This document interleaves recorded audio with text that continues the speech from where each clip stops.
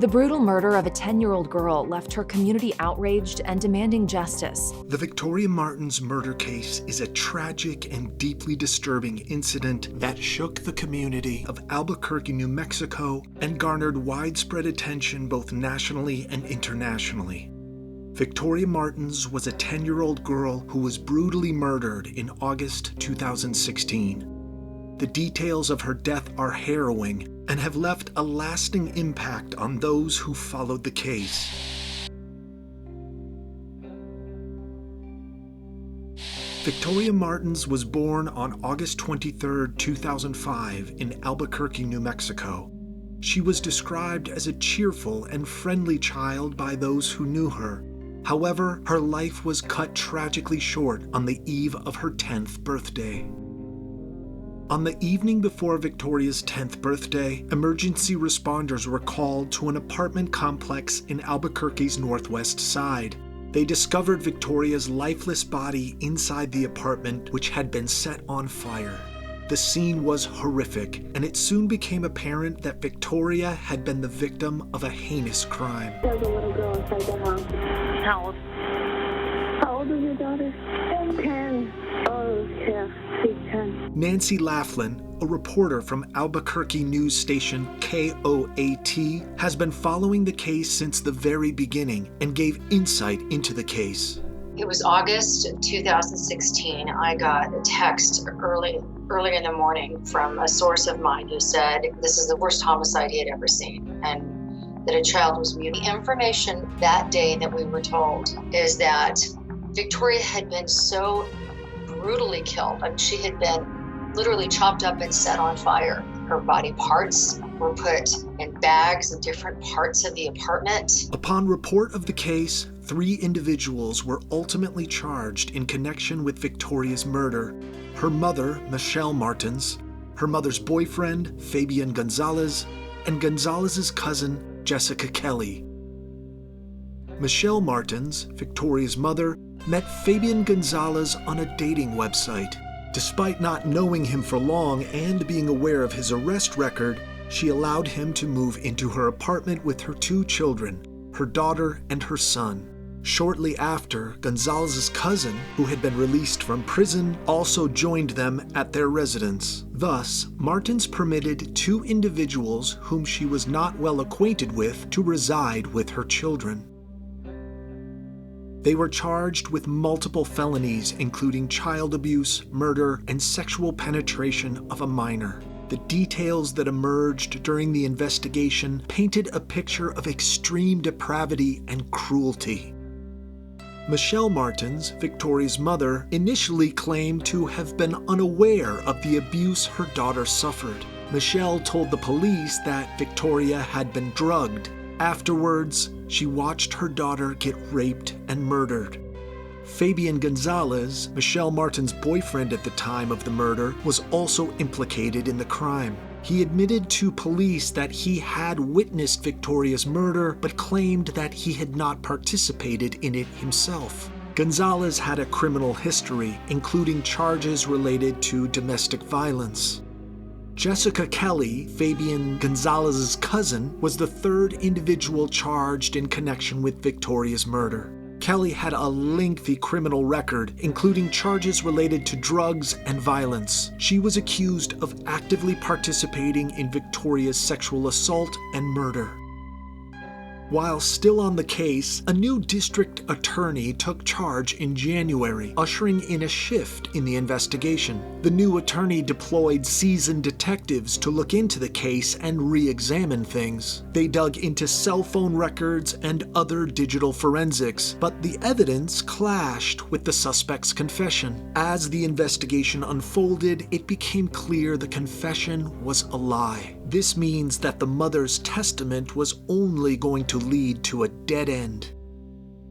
Authorities spent over a year untangling Michelle Martens' false statements. With the use of advanced technology, they surmised Victoria got off her school bus and headed to the apartment accompanied by Fabian Gonzalez. Later, Gonzalez and Michelle Martens left the apartment, purportedly to purchase drugs from one of Gonzalez's relatives, as indicated by their cell phone data and detailed Google location records. Eyewitness accounts and digital evidence placed them away from the apartment during the time of the rape and murder. They left the child in the care of Jessica Kelly, Gonzalez's cousin, recently released from prison and with a history of violent offenses, including battery and assaulting a police officer. Kelly claims Victoria was in her bedroom with the door open when an unknown man entered and killed her before leaving. Upon their return, Gonzalez and Kelly allegedly kept the mother occupied while they neglected to check on Victoria. Investigators suspect Kelly and Gonzalez of dismembering Victoria, dispersing her remains throughout the apartment, and setting her body on fire. In addition to testimonies and digital evidence, DNA from a man other than Gonzalez was found on Victoria's body. Despite efforts to identify the source of this DNA, including comparing it with DNA from first responders, it remains unattributed. This mysterious male DNA, coupled with Kelly's account, forms the core of the investigation. Consequently, murder and sexual assault charges against the suspects were dropped. The trial of Victoria Martens' murder was highly publicized and drew widespread attention from the media and the New Mexico community. In 2018, both Fabian Gonzalez and Jessica Kelly stood trial for their roles in Victoria's death. Michelle Martens had previously pleaded guilty to charges of child abuse resulting in death and was awaiting sentencing. During the trial, graphic details of the crime were presented, shocking those in the courtroom and the public at large. Despite attempts by the defense to shift blame and downplay their client's involvement, both Gonzalez and Kelly were found guilty on multiple charges, including murder, rape, and kidnapping. Jessica Kelly was sentenced to 50 years in prison in June 2018, and Michelle Martens pleaded guilty to one count of child abuse resulting in death. She faces up to 15 years in prison. In June 2018, Michelle Martens pleaded guilty to one count of child abuse resulting in death. Mr. Martens, how do you plead? Gonzalez and his lawyers had maintained his innocence. He had been charged with child abuse resulting in death and tampering with evidence. Attorneys for Fabian Gonzalez had argued that he had nothing to do with her death. They claimed it was a small apartment, he had been woken up, and didn't know what had happened to Victoria, so he ran out. Gonzalez had been released from jail in November 2019, awaiting a trial date. The reason why it had taken so long for Fabian to go to trial was prosecutors wanted to bring up what they said was his past, his ties to gangs, and his ties to drugs. However, the judge in this case had said no, so they had appealed that decision. The news of Gonzalez's release had sparked outrage in the Albuquerque community. Residents had responded with protests in Victoria's name. He had been let out, with authorities saying he was not a threat to society.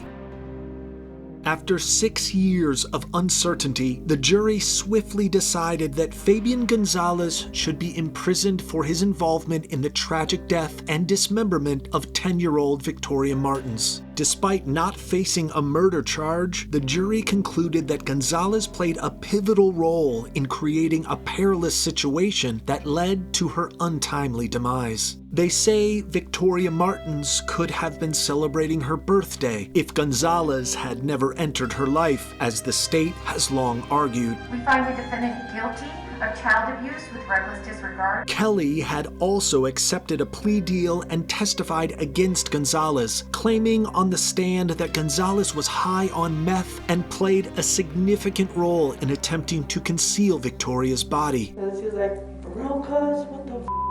And I was like, "For real? Like, what is that? We have to get rid of her body? Like, no." And he said, all right, we'll take turns. A verdict of guilt against Fabian Gonzalez provides some closure to the family of Victoria Martens. I think they were relieved. I think, to have some closure after this much time, after it's been 6 years since Victoria's death, I think it meant a lot to me. During and after the investigation into Victoria's murder persists, the community remains steadfast in commemorating her brief existence and preserving her memory. Following her tragic demise, memorial services were held both at the park and her school. A mural now stands in her honor at Petroglyph Elementary School, adorned with heartfelt artwork contributed by her classmates. Each year, on the anniversary of her passing, the community gathers to pay homage to her life. In August 2019, Albuquerque residents, alongside Victoria's grandparents and other family members, gathered for a memorial service to honor what would have been her 13th birthday. Cards, flowers, and makeshift memorials adorned the space, paying homage to the precious angel. The brutal murder of Victoria Martens sent shockwaves throughout the Albuquerque community and beyond. It raised serious questions about child welfare and the protection of vulnerable children. This case also sparked discussions about the prevalence of child abuse and the failures of the systems designed to prevent such tragedies.